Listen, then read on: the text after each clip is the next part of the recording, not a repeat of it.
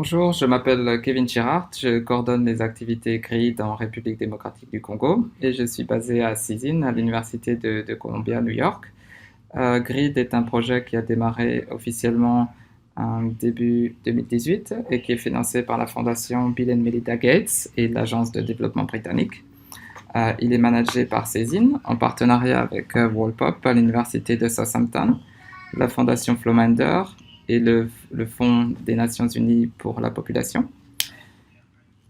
Donc, je vais donner un aperçu du projet. GRID travaille étroitement avec les pays pour générer, valider et utiliser des données géospatiales nécessaires à la réalisation de l'ensemble des projets de santé et de développement général. Il s'articule autour de deux axes principaux. Le premier axe qui est la production de données, donc la production de données modélisées de population, la cartographie de base, c'est-à-dire les localités, les limites administratives, et la cartographie des infrastructures, les fossats, les écoles. Le deuxième axe est l'assistance technique et le renforcement des capacités.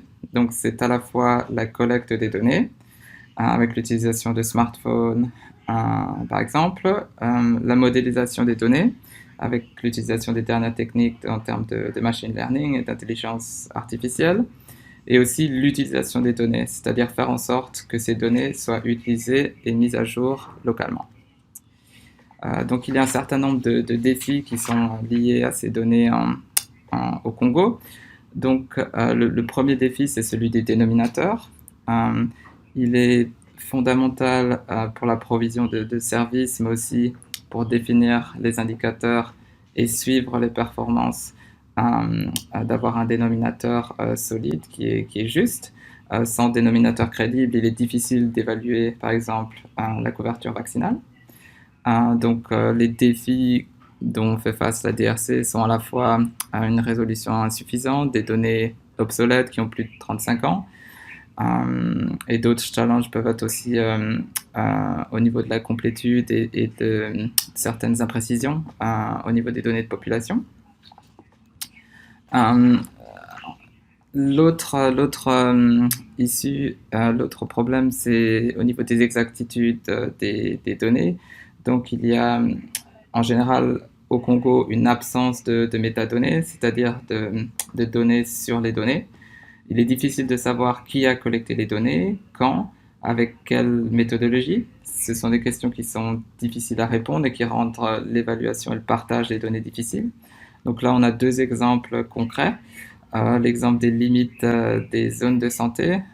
Donc à gauche, on voit des limites actuelles qui sont incomplètes. À droite, une version révisée par GRID après un exercice de cartographie sur le terrain.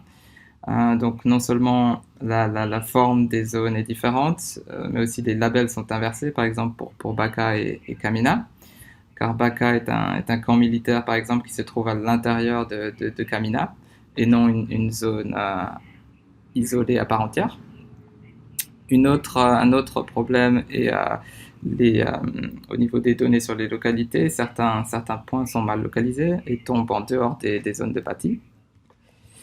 Il y a aussi des problèmes d'alignement entre les limites à différents niveaux administratifs, donc des aires de santé qui ne s'alignent pas correctement avec des zones de santé ou des zones de santé qui ne s'imbriquent pas, par exemple, au territoire. Et tout cela rend difficile le calcul des statistiques à différents niveaux. Donc les solutions de GRID en RDC sont multiples. Donc la première, c'est de travailler étroitement avec l'Institut national de statistique et le Bureau central du recensement pour faire avancer le recensement autant que possible. Donc les équipes de l'UNIFPA et de Wallpop ont soutenu un premier pilote de cartographie censitaire en 2018. Ils ont aussi travaillé sur des algorithmes pour effectuer une prédélinéation des zones d'énumération pour faciliter la cartographie censitaire, et un grand nombre de formations pour s'assurer que le recensement utilise les techniques les plus modernes. GRID utilise en parallèle des efforts effectués sur le recensement,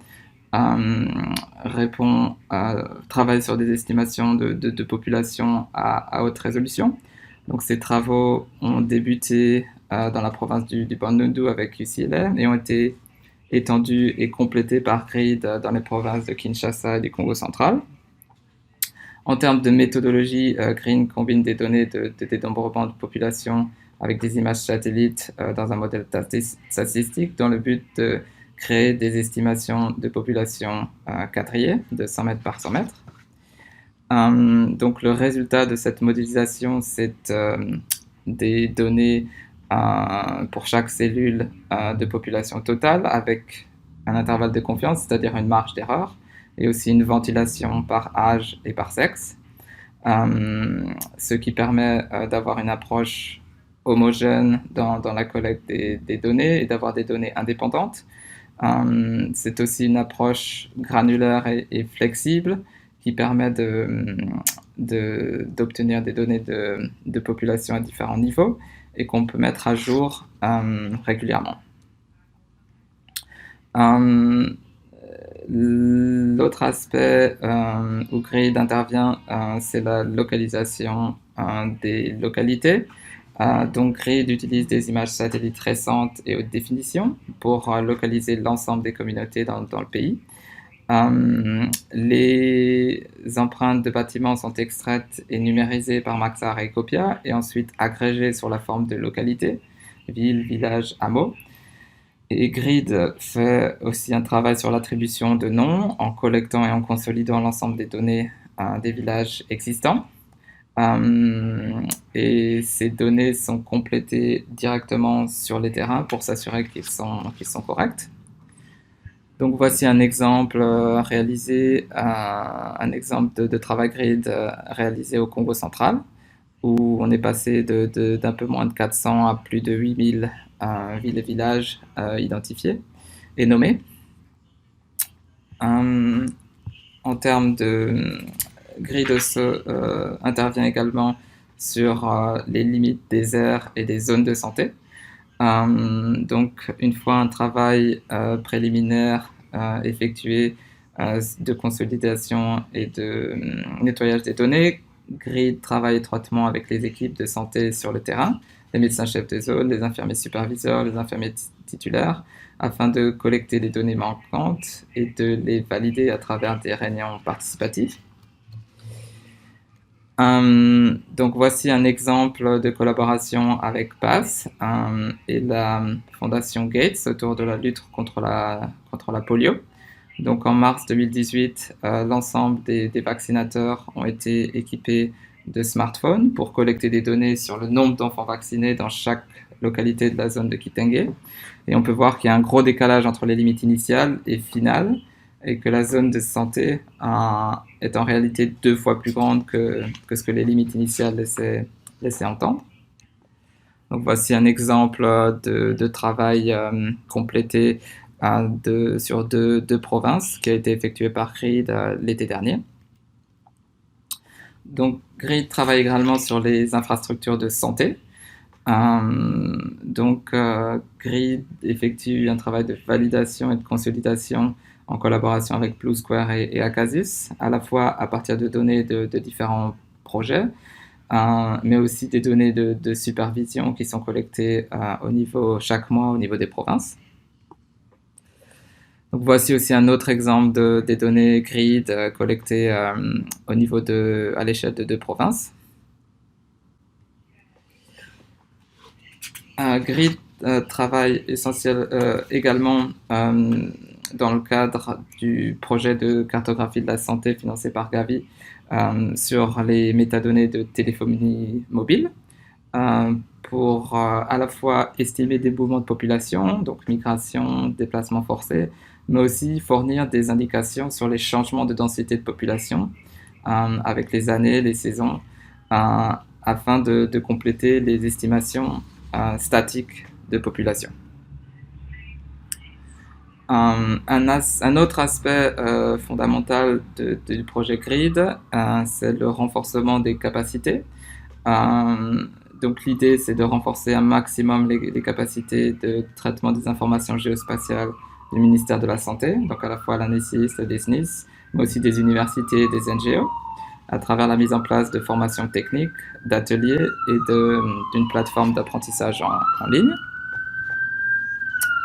Donc quelques exemples d'utilisation des données. Donc, en février, Grid a produit des cartes dans le cadre de la riposte contre la rougeole. Grid travaille aussi dans le projet de cartographie pour la santé qui est financé par Gavi, en étroite collaboration avec le PEV pour développer des microplans numériques à partir des données géospatiales à haute résolution afin d'améliorer la vaccination de routine. En associant les données de population aux limites des aires de santé et à l'emplacement des localités, on peut à la fois estimer le nombre de vaccins nécessaires par zone et aire de santé, calculer les populations desservies par les centres de santé et aussi optimiser l'emplacement des postes de santé de vaccination, des postes de vaccination avancés ou des stratégies mobiles afin de couvrir un maximum d'enfants. Grid peut aussi les données Grid peuvent être aussi utilisées dans le cadre du coronavirus, par exemple en superposant des données de densité de population avec des foyers potentiels de transmission de la maladie, tels que les marchés. Donc voici un peu le type de carte qu'on peut effectuer.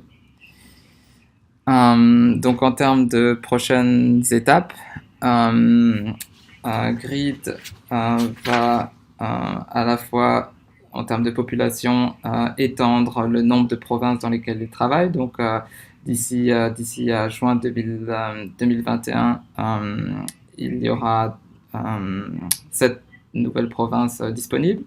De même, au niveau de la cartographie de base et des infrastructures de santé, Grid va compléter en intégralité 5 nouvelles provinces d'ici à juin 2021. Grid va aussi travailler sur le renforcement des capacités en partenariat avec l'université de Kinshasa. Grid va également recruter un formateur SIG qui sera basé sur Kinshasa. Et nous travaillons aussi sur la mise en ligne d'une version d'une version française de la plateforme d'apprentissage qui soit disponible 24 heures sur 24 pour l'ensemble des personnes qui sont intéressées au Congo. Donc en conclusion, Grid veut s'inscrire en soutien à l'ANICIS et au ministère de la Santé pour poursuivre les efforts de cartographie digitale et soutenir au mieux la stratégie nationale pour la santé numérique autour de 2 axes majeurs. Un, la production de données géospatiales de base à la santé numérique, et 2, l'assistance technique et le développement des capacités géospatiales au sein du pays. Voilà, je vous remercie beaucoup de votre attention.